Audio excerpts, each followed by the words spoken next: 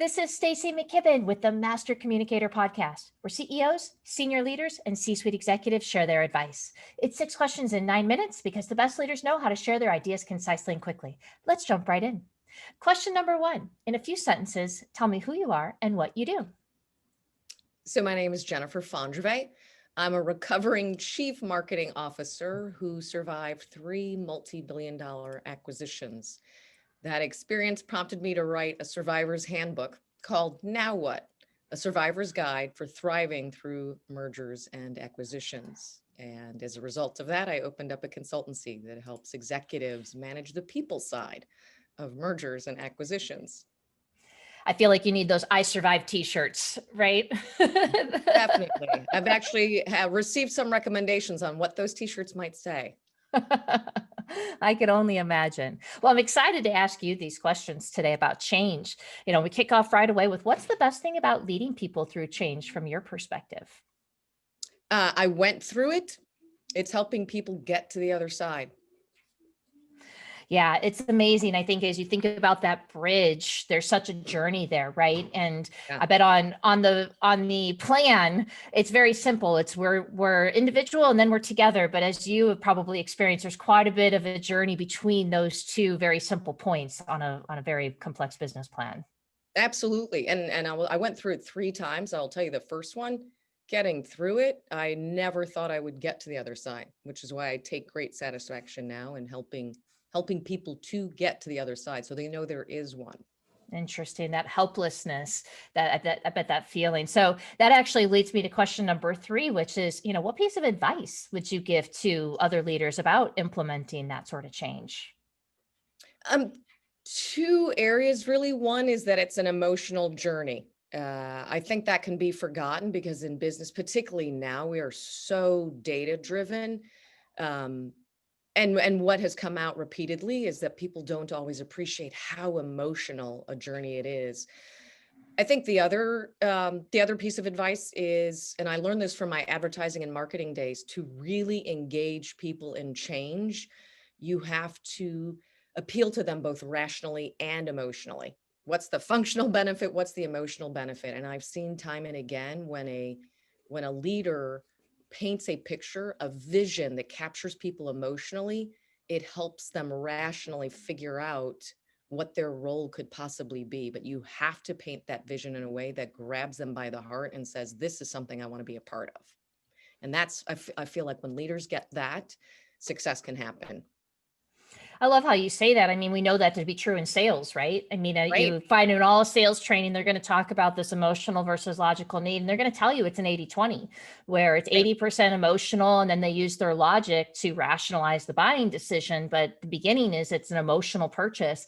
And I can liken it very much here as you think about, the team buying your change plan, that first you got to sell it to them emotionally, but then they'll use their logic to rationalize that decision. And I think because I deal largely in mergers and acquisitions, you can't have a more data-driven decision than a merger and acquisition. And Mhm. so I highlight that decision, not even judging whether it's right or wrong, but that decision, then you have to be prepared for the emotional aspect of it, because a huge amount of change tends to follow after a merger and acquisition. And so that, for me, is why I emphasize be prepared, because it's an emotional journey.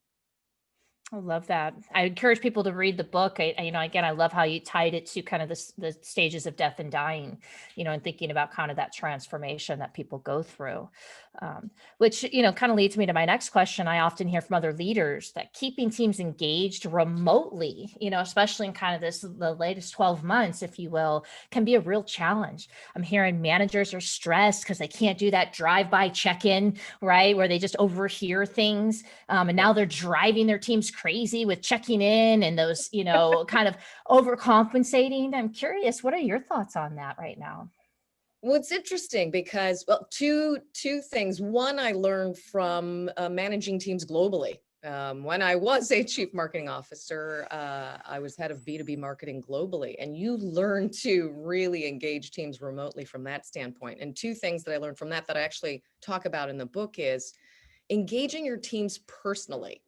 Again, we're business driven for a reason, but more and more where I see leaders, one, opening up team meetings with a, hey, how are you? How is everyone? Mhm. Right? Allowing for that chit chat, but actually being interested in the answer. I think before, you'd ask, hey, how are you? And really just The move agenda said. on. Right. How are you? Okay. I really actually don't care about the answer. So I highlight and really listen for the answer. I think Mm. too, as an aspect of that, and I talk about this in my book, particularly because in that respect, I'm talking about how do you get to know the other side, right? Have one-on-one conversations, pick up the phone, schedule virtual coffee talk, or even socially distanced walks. Having those one-on-one conversations where you aren't talking about business, but you're talking about just getting to know one another. What drives you? I mean, that's what's actually, I think, been some of the fascinating outcomes of the pandemic is how many people have said, I've really gotten to know my teammates. I've worked with Mm. these people for years.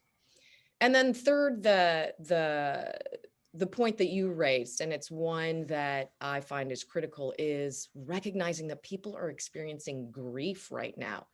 Now, in the past, when I talked about grief, it was they were mourning the loss of their old company. But now you've got people experiencing potentially true loss. And then also they're mourning the future that won't be, the fact that everything has changed. And grief, I think, in the past has been a bit of a taboo subject. You just didn't know what to say or how to handle it. And I'm happy that, I shouldn't say happy, that's the wrong word. I am encouraged that I see people talking about it more. And it is definitely one of the areas that I emphasize as someone who can help through those stages of grief because they're real. What daily practice is most important to you as a leader?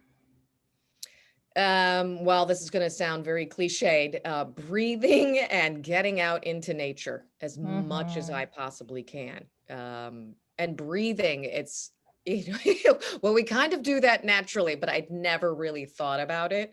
I try and practice meditation.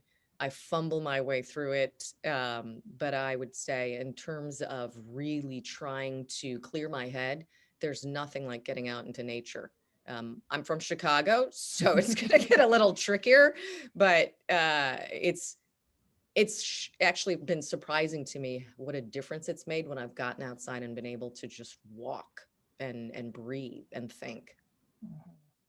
Yeah, the pattern interrupt can be very powerful, especially as we're all sitting in the same place for hours on Yeah. end. And that's And good. I think what I saw certainly during heights of the pandemic in the summer was more people trying to just be outside, Hmm. walking dogs. Obviously being mindful of distance and whatnot. But I found that really encouraging. And I think then too, encouraging that of your team, right? Modeling the behavior yourself so they know it's okay to not be instantaneous responding on the Slack or the instant message, or, I Right. think just some of these pressures we put on ourselves to perform, to make sure people know we're busy, and that we're not, slacking off in some way. Yeah. And it's interesting that I should have mentioned this before in terms of other points that really I think have helped remote teams. It's having a sliding time frame. Your comment just reminded me. I mean, everybody's got different clocks right now, different time Right. frames. Some people are caring for kids or older parents, and having that ability to just say, hey, just get the work done, do it on your time frame, I think has been enormously helpful so that people can fit in what they need to replenish and get energy. Love that. As you think about other, where you're getting your resources and who is influencing you, what other successful business leaders like yourself should be on the podcast, right? Who else should we be listening to? Well, I always feel compelled. She actually helped me start my journey. Dory Clark. She's written three great books: Reinventing You, Stand Out, and Entrepreneurial You. And I think just last year, it seems like eons ago, she was one of the top 50 change management leadership gurus chosen by Thinkers 50. And she wrote the forward to my book. She really, I would say, was the catalyst to say, you've got something of merit here, helping organizations better manage the people side of mergers and acquisitions. And she's just been such a great role model and has helped, I'm confident, thousands of others with her books and her talks. So she's Mm. super. The other person I would highlight is his name's Mark Steele. He just came out with a book, Invincible Success. Uh, he helps sales and leadership really walk the talk. He's very focused on servant leadership and how to be a servant leader. I have the privilege of working with him in a advanced speaking club in Chicago. So I see him even in a volunteer position just bring his philosophy to everything he does, and I'm always continually impressed. So I would highly recommend him as well. That's awesome. Well, thank you so much, Jennifer, for being on the show. It's been such a delight to get your ideas and, to hear kind of what's been going on in your subject matter world that's so applicable today. How can people find you if they want to reach out, learn more, or buy your book?